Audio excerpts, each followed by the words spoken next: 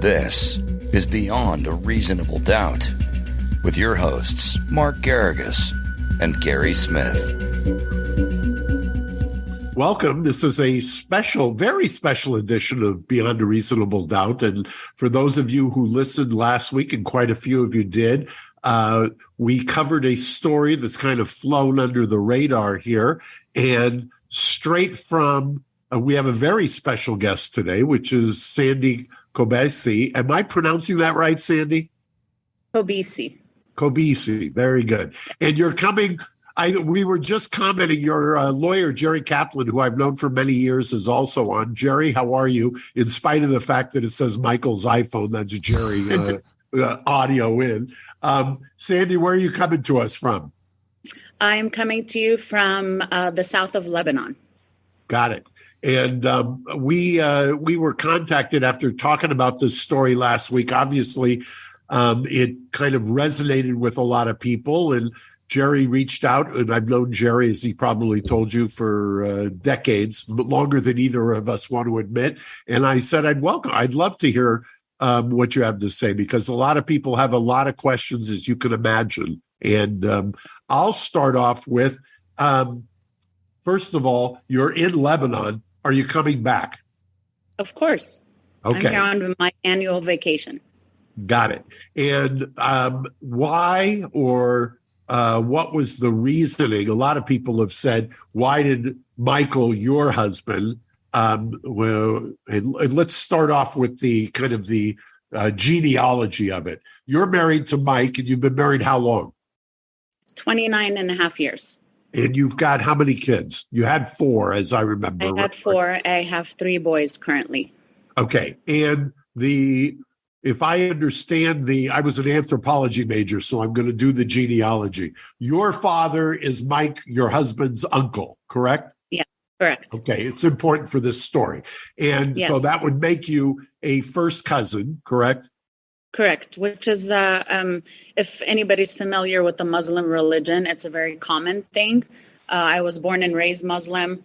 Mike was born and raised Muslim, even though I was born here in the United States in California, Glendale, California. I was raised very strict by my parents. So, they put us together and said, you two will be a good fit. And I've been with them ever since. And so when you say they put us together, that's what you or I would commonly call an arranged marriage, correct? Correct. Yes. Okay. Now, there's this story, because we don't have a whole lot of time, so I'm going to try and cut through so you can talk. Okay. This story basically happens, as I understand it, and correct me if I'm wrong. There is a tape that is made, and when I say a tape, a recording of a phone call. And that would have been what year? 2016. And the phone call had you on it, had your husband on it. Your husband was in Beirut at the time? During this phone call? Yes, he had just arrived probably 24 hours prior to the phone conversation. And who else was on it? Was it your dad, his uncle? Yes. Okay. And was there anybody else on the phone call? No. Okay. And it's I'm not going to replay it right now for those who've already heard portions of it. We didn't even play the whole thing because it's very disturbing, as you might imagine. Yes. And I'm sure disturbing for you as well. And people will find out in a second even more so why. But you're confronting him with your father, who's also his uncle, on the phone. Is that right? Correct. Tell me how that came about. Why did you tape it? How did that come about? What led up to that taping? So first of all, I didn't know it was being recorded. So that, is the first main thing. Second of all, my father and my 2 brothers had told me less than 24 hours prior to the phone conversation that Mike had abused them as they were kids. So as being, controlled by my family my whole life, of course, I believed them. In my nature of the way I grew up, I always followed what my family told me. So I believed them right off the bat. My father pretty much said, we need to set Mike up. We need to make sure he stays in Lebanon. We need to scare him. So you need to tell him X, Y, and Z in order for him to admit to something. Okay. So that's why I was Oh, That's why, because you presaged my next question, because my next question is, you were very graphic in that taping. And when I yes. say graphic, anybody can listen to it. I'm not going to sit here and try to embarrass you, but let's just say you Yeah, we've been embarrassed enough. Yes, exactly. So you specifically asked about anal penetration, and you were very graphic in what you were saying. Was that something that your father had given you to say? Yes, they had implemented these things in my mind the night before, and they said, some graphic details that I obviously was shocked to hear. I was still in shock. I have 4 kids with my husband. I've been with him more than half of my lifetime. So for me to hear those things, I was in complete shock. And all I could think of, oh my God, this is true. I need to make sure he never comes back and sees my kids again. Right. I mean, you said stuff like, as far as I'm concerned, I'm a widow. I'm dead to you, basically, or along those lines. And the things that that you described to him, where you were confronting him, he did, in fact, say, I made a mistake and I'll fix it, and things of that nature. Why? I mean, at the time, I would assume, correct me if I'm wrong, that was a confirmation that something had happened in your mind, correct? It wasn't a confirmation. Mike is very non-confrontable. He doesn't like fights. Him and I never fight. He doesn't like confronting anybody. He just likes to solve whatever issue it is. So in his mind, all he knew was he woke up in the middle of the night, somebody's accusing him of something, and all he could say is, I'm sorry, I don't know what happened. I don't know what you're talking about. Nothing happened. He didn't admit to anything, which he is does say there's a couple of times on there, and he goes, I guess, between Arabic and English. There's kind of, it toggles between. There's a mistake, I'll fix it, and, I made a mistake, that kind of stuff. In real time, I know you've got a different position now, and we'll talk about that. But at the time, that pretty much, I mean, it inflamed you, I guess, is a fair statement, right? Well, I was inflamed from the night that they told me all of this happened. Okay. I hadn't slept. I was, distraught. So again, all I could think of, did Mike do this?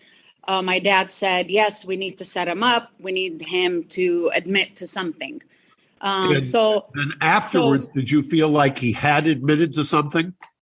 No, he didn't really admit to anything. He just kept saying, I'm sorry, let me fix whatever it is. And also at the same time, if you notice in the phone conversation, it had cut off multiple times. So there was different conversations going at the same time. I don't know what my father had recorded and what he hadn't, but I don't know if you're aware of this, but we had found out some very bad things that my family had done a couple weeks before that. When you say your family, you're talking about your brothers. My brothers and my father. They were a partnership with Mike on a property. And we found out they were taking money from the account, pretty much stealing. And once Mike confronted them, then they waited for him to leave to Lebanon. And then that night, they told me, this is what Mike did. We need to make sure he stays in Lebanon because they probably felt trapped, to be honest with you. Okay. And now when did you start to, I assume at some point, because a lot of what people have been talking about here in La Cañada, as you can imagine, it's quite the story. Yes. For those who don't know, your husband and you have operated a real estate brokerage in La Cañada for many, many years and are very, very involved in the community. Did you, after you got off that phone call, did you believe that Mike had done something still? I didn't believe it because whatever they made me think to believe, I confronted all my children. I asked them, had anything happened between you and your father? They all denied everything. My youngest was very young. My daughter was only 11 years old. Your youngest is Enzo, I believe, right? Yes, my youngest is Enzo. He was only 2-3 years old. My boys were teenagers, and they were the main ones that I confronted. They denied everything. And the main person that was mentioned in this recording is my son, Paul. And he's the one that they stuck to for odd reasons. And I made sure, and Paul said, no, absolutely nothing happened. Dad and I had a fight prior to that, and he got upset at me, and I got upset at him, and some words were shared.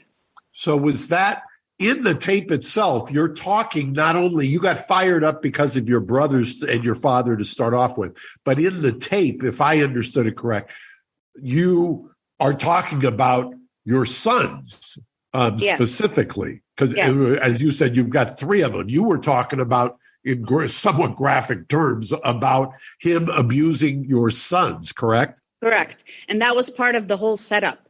You know, my father made me specifically say, you know, have him admit that he did something to your kids too, not just my boys. Because in all honesty, you know, between you and I as adults, as parents,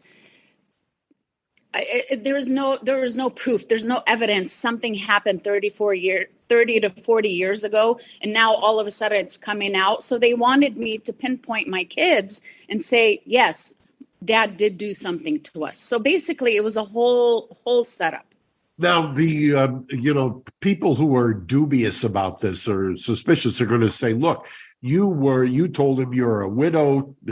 Basically, he was dead to you. It doesn't sound like he convinced you in the least. And there's an argument that he did admit it. What do you say to those people? They can argue all they want. I know who my husband is. He didn't admit anything. My son, Paul, was in a deposition for 4 hours and he denied everything.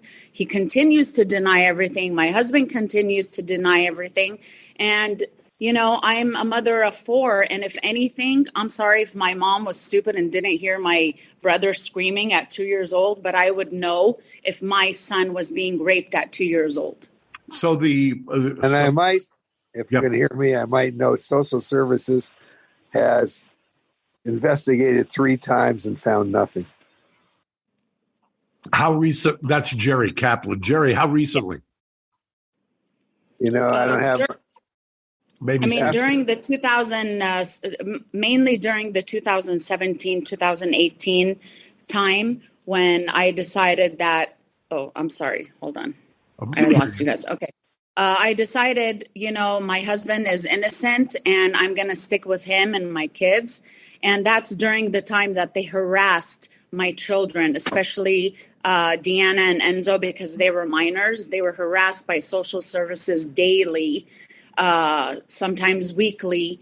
And they were examined through Children's Hospital, through Child Services, and both major times through the DSC, it was found unfounded. There was no proof of anything. So, Sandy, I'm going to touch on something that's part of the story, I think, and it's awful, but this tape was apparently played for your daughter at some point? That's incorrect. No, then tell me, because unfortunately she took her own life a number of years ago. She did not. She did not take her own life. She didn't hear the recording. She knew of the issues that were happening, obviously, because social services was knocking on our door constantly, asking her questions, her getting examined. Ever since they instilled the fear into us, especially Dan himself, saying, you need to leave town. Dan is your brother. My brother that worked with us for over 20 years. Instilled fear in us by telling us, he told the psychiatrist, you need to pack your bags and move out because Mike shouldn't be seen with the kids in public. So, you know, us having and that kids. That was what year? That was in 2016. Okay. And then she passed away what year? She passed away last year. It hasn't been a year yet. Okay. At some point, you filed a lawsuit. It wasn't with Jerry, but another lawyer, correct? Yes. And Gary, I think, I haven't introduced you to Gary, but he's my partner on this podcast. Say hi to Gary. Oh, okay. Hi, Gary. Gary's got the date of that lawsuit. Gary, do you have the copy of it? That's you suing, correct? Yes, correct. And you're suing your brother, and who's Anjane? His wife. Got it. And that was in 2018? That was in 2018. Okay. Then I guess the next lawsuit Gary put up there, which is the one, this is the one that you just went to trial on, correct?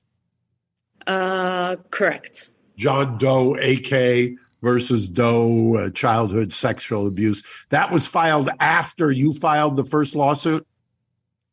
Yes, I filed the first lawsuit in August of 2018 after my family, again, the brothers and the father, started spreading the recording that I had not been aware of to the community, to real estate companies, to my kids' schools.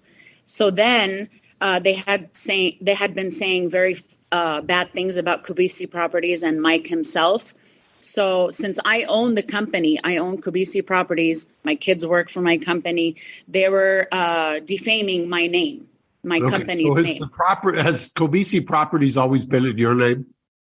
For the most part. I mean, because cynics will say that it was just transferred so that they could get assets out of your name. Do you know when was it? It wasn't transferred. No, Mike and I have always been doing things with our trust. You know, we weren't the professionals when it came to our living trust. We hired different attorneys to try to do the right thing for our 4 children. We found out the one attorney wasn't the right fit for us, so we changed some things around. So there had been changes throughout the years with all our. I think you may have to go and. I'm sorry, Jerry. I didn't hear you. What, Jerry? Not strong enough. I'm not sure if Jerry knows he's unmuted. I know, but. Then Sandy, so can you hear me? Yes, we can. I'm not sure if you were talking to us or not. Yeah, Sandy. What happened with? I went to the kitchen, the table over there. Go ahead. Okay, Sandy. So I take it that at some point between the recording in 2016 and the lawsuit in 2018, is it fair to say you became convinced that you were set up, and that's why you filed the lawsuit? No, I did not file the lawsuit until Dan and Angane and Brad and Hussein started spreading the recording and saying bad things about my company and Mike. Okay. Do you regret filing the lawsuit? Do you feel like that triggered the one that we're talking about where there was a verdict and you testified in the trial, correct? Correct, I did.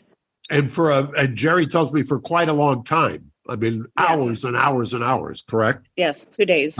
2 days. And did you feel like, and obviously 9 of the jurors, Jerry has told me that it was 9-3. I didn't know that. That's a little, I mean, that's basically on a civil trial. For those who don't know, you don't need a unanimous verdict. It's 9-3 for civil because it's a lesser standard. So yes, obviously 9 people didn't believe you or didn't believe Mike.